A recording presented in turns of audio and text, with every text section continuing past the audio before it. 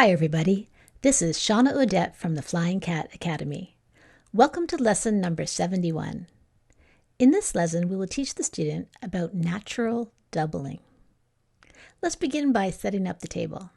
Need your top 160 sight word list, the sight word study method instruction sheet, the student's sight word card pack, some blank cards for introducing new sight words, a highlighter, markers, and some pencils. The short vowel drill is not on the table anymore because by this point the student will have mastered the short vowel sounds.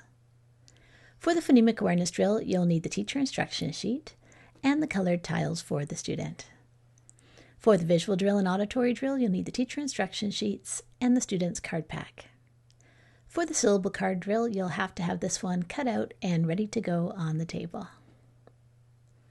For the magnetic letter tile drills for reading and spelling, you'll need the teacher instruction sheets and the cookie sheet with the letters spread in a rainbow shape for the student. You'll need the syllable pounding instruction sheet, the new phoneme grapheme kinesthetic discovery sheet, and the sheets for the lesson, which include the Scooping Syllables worksheet, the single word list, the short story, and the 3 sentences for the writing part of the lesson. In the review section, we'll do a quick sort for the jobs of E. Is it doing 1 job or 2 jobs? In the new content part of the lesson, we'll be talking about natural doubling, the idea that the prefix might end in an S and the base might begin with an S. And what happens will be we'll have 2 S's. So that'll be our new content part of the lesson. In addition to all of that, you might have a timer on the table. You'll have that if you've introduced the fluency element. Fluency is the ability to read with speed, a natural expression, and accuracy. You need to add a secondary program to do this, such as Read Naturally or the 6-minute reading solution. Let's begin with the sight word study method. Student, I'd like you to take out your sight word card pack. And what I'd like you to do is read through all of the words in your pack. When you read a word correctly, you'll put a check mark in the corner of the card. After you finish reading all the cards, you'll hand the card pack to your teacher, and then it's your teacher's turn to read. Your teacher will read each word, and you will write the words down. When a word is written correctly, then in the other corner of the card, you'll put a check mark. And teacher, you're ready with blocking strategies in case the student encounters difficulties. Once the task is completed, you can have a quick discussion about which of those words has been mastered. Any mastered words will be removed from the card pack. And that will leave space so that you can introduce a new sight word. It's time for the phonemic awareness drill. Student, you're going to need your colored tiles for this one. Can you take out a tile and call it Can you repeat that sound? Now take out a second tile, put it right after and call it I. Now take a third tile and call it Can you repeat that sound? So you have 3 sounds down there. Tap it and say it. It's a nonsense word. Did you tap it I, mim? If you did, that's correct. Now, when you look at your tiles, did you have the first tile and the last tile being the same color? Because that's important because they're both Okay, find the I in mim. Change the I into an I. And what's your new word? Tap it and say it. Did you say mime? A mime is a type of performer. They use their hands to do all. They don't talk. They just do funny things with their hands. And so that's mime. Find the in mime, the first and change the first to a t. What's your new word? Did you say time? If you did, that's right. What is the time?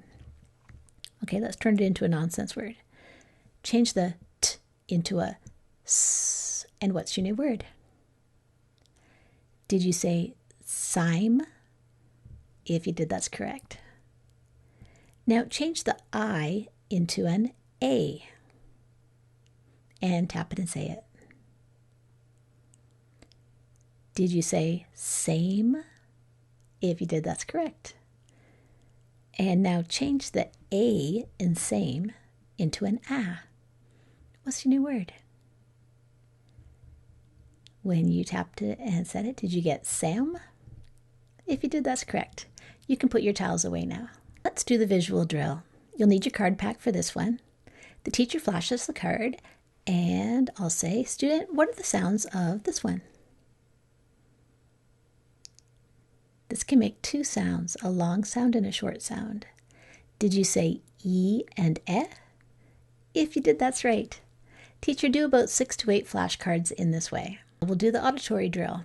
We'll use the same card pack for this one. Student, your sound is X. Can you repeat that sound? Now, what is the symbol for X? Write it down, and as you write it down, say the sound. And then underline it and say the sound again. Did you write down an X for that one? If you did, that's right. That K together is X, as in box. It's time for the syllable card drill. Your teacher has this one cut out and ready to go on the table for you.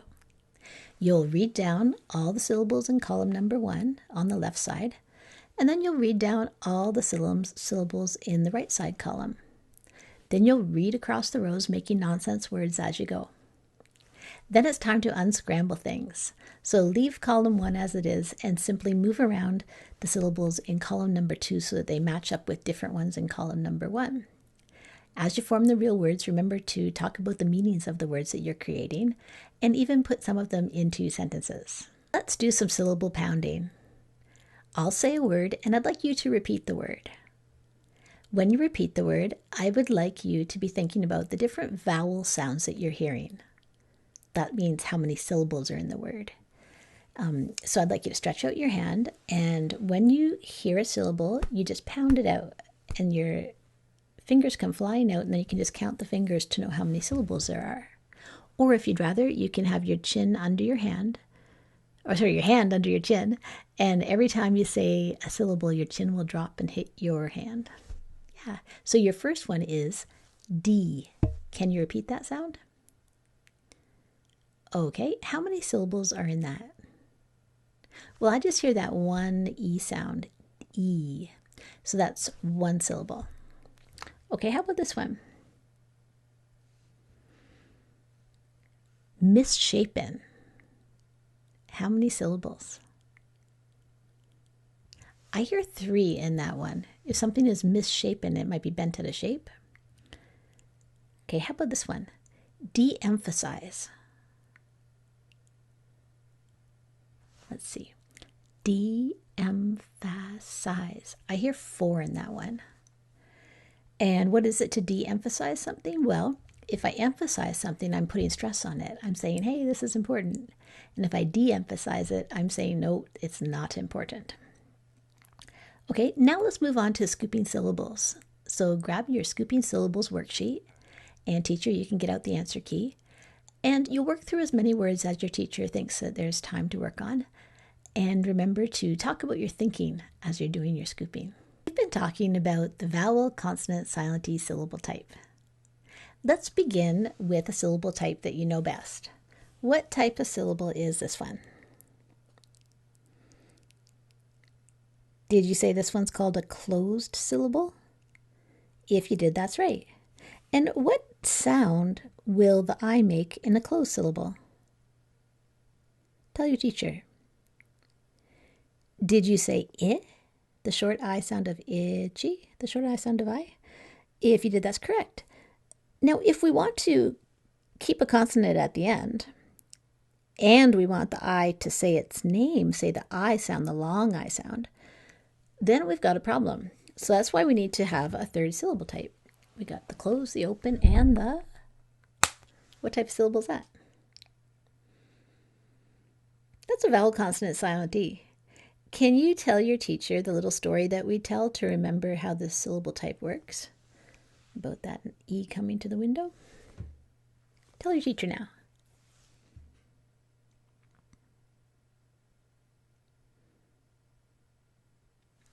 Okay. So usually in this syllable type, things are all making sense because we have the I saying its name, and the E is sitting there silently at the window. We have to remember that there's one special situation, and that is the case where we end the word in VE. Because in English, remember that we're not allowed to end a word in V. So this would be happy, sometimes it would be happy to be just a closed syllable, but we can't have it to be a closed syllable because you can't end in V. So we have this E. So the E sometimes does one job, stopping the word from ending in V, and sometimes it does two jobs. It'll stop the word from ending in V, and it'll force that A to say its name. We're going to do, so what would this word be actually? Let's tap it and say it. Av, rav, or let's try it the other way. Ave, rave. Well, I know that one as rave. So that is E doing two jobs. Let's do a quick sort to work on this idea that E can do one job or two jobs. So there's headings there. One heading says that E is doing one job, and the other heading says E is doing two jobs. Read the word on the card and then sort it under the correct pile. Today we're going to talk about natural doubling. How sometimes the prefix can end in one letter, and then that same letter can start the base. And so what happens is, in this first word, is, miss, and spell, we end up with the S that ends miss being the same letter that starts the base, which is S and spell. So we end up with an SS. Remember that with prefixes, there's no spelling rules that we have to worry about. We just slam it on. And so sometimes by slamming it on, we're going to end up where we have the prefix ending in one letter that is the same letter that starts the base. See how there's an S in miss and an S that starts spell? So to spell misspell, we have to keep the MIS because that's the prefix. And we have to keep the SPLELL because that's the base. So we just slam the two together, and it ends up that two S's are rammed up against each other. And you can see how it happens here in the next word as well. The N in un rams up against the N in nerve. And we have to keep the N in un because UN has a meaning, right? Un means not. So it's great to start to recognize these prefixes. These are really common prefixes, miss, un, in, pre, and re. And just the idea is that sometimes we're going to have the prefix having a letter that happens to be the same as the letter in the base. So I'd like you to read through all of these words and just note which letter is being doubled in each one. Let's do the magnetic letter tile drill. Student, you're going to need your cookie sheet with your letters spread in a rainbow shape for this one. Can you say, Now find the correct tile and pull it to the middle. Can you say A? Find the correct tile and pull it to the middle. Can you say, Now find the correct tile and pull it to the middle. Now tap it and say it, and think about any tiles that need to get added or spelling rules. Okay, did you say that was name? And did you spell it N-A-M-E? If you did, that's right. Okay, put your tiles back and let's try a new word. This is going to be one where that natural doubling happens, so it'll be a two-syllable word. Your word is misspell. So let's hear the two syllables in that one. Can you put your hand under your chin or pound it out? Misspell. So let's do syllable number 1 first. Can you say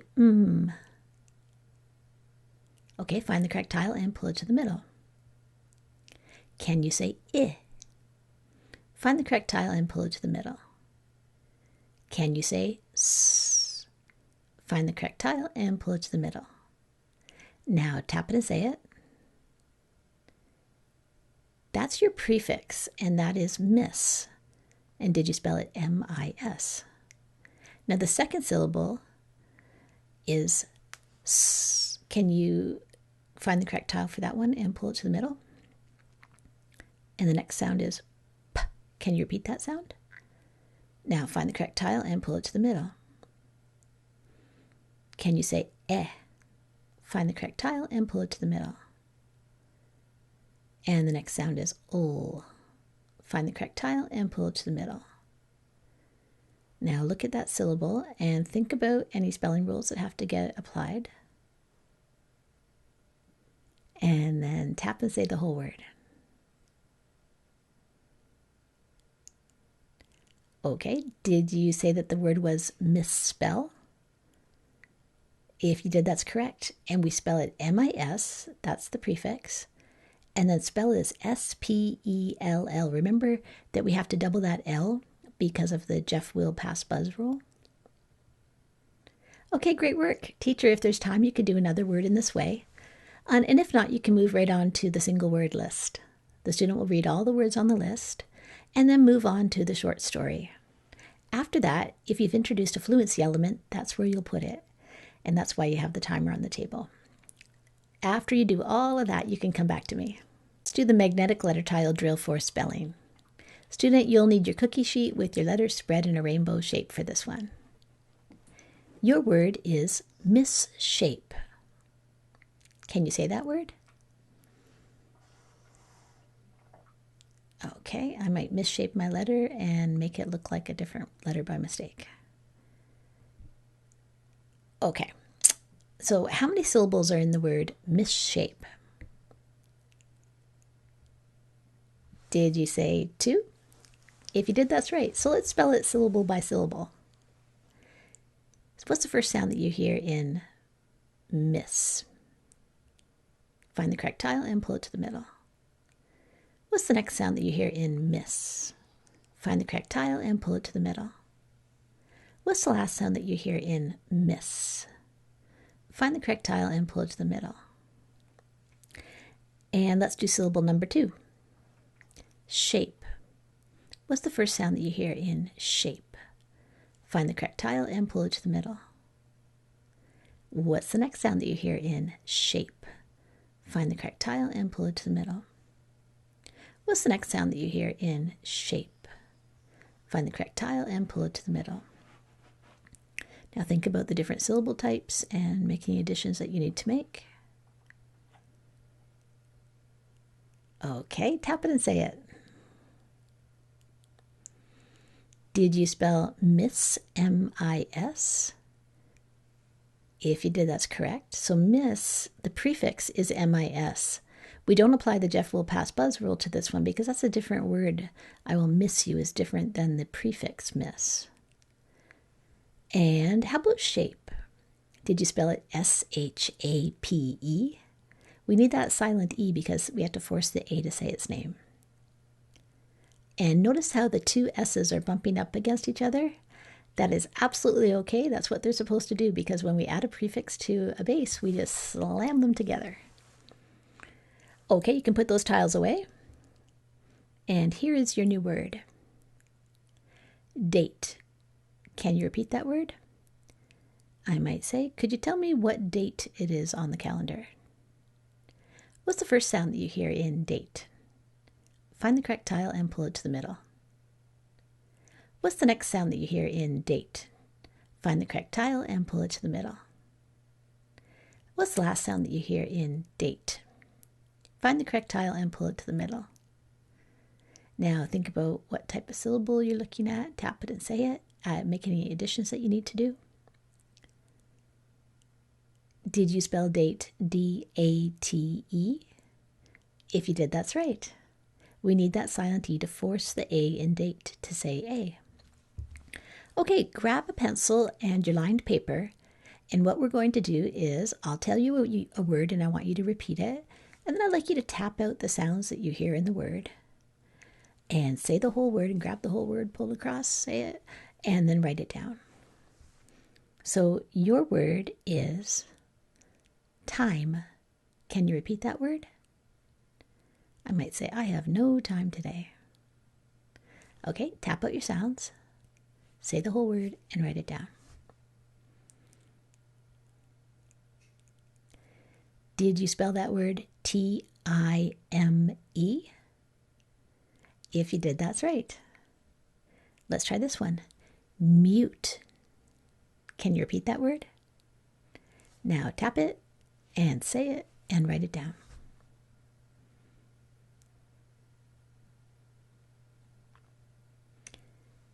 Did you spell it M-U-T-E? If you did, that's right. Let's try one with the natural doubling idea. Unnerve. Can you say that word? It will unnerve me if you ask me to jump off a cliff. Eek. Okay, so think of it syllable by syllable. So first tap out the first syllable and write it down, and then tap out the second syllable and write it down.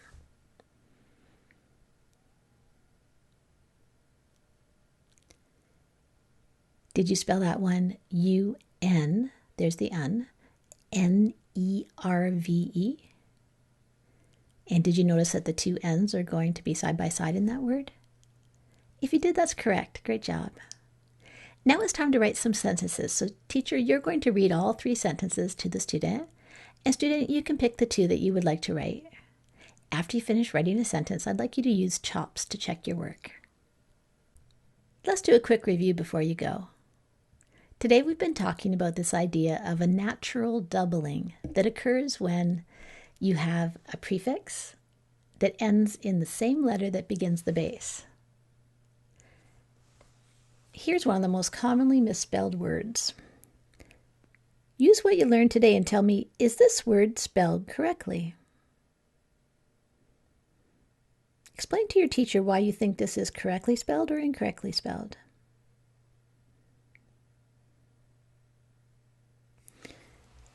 This word is absolutely correct. We have the prefix miss, so it's always going to be MIS for that prefix. And our rule with prefixes is you just slam them onto the base. And if we slam it onto a base that starts with the letter S, then we're just naturally going to have 2 S's, and that's okay. That's absolutely right. So that's how natural doubling works. Great job today. This is the end of lesson 71. This is Shawna Odette from the Flying Cat Academy.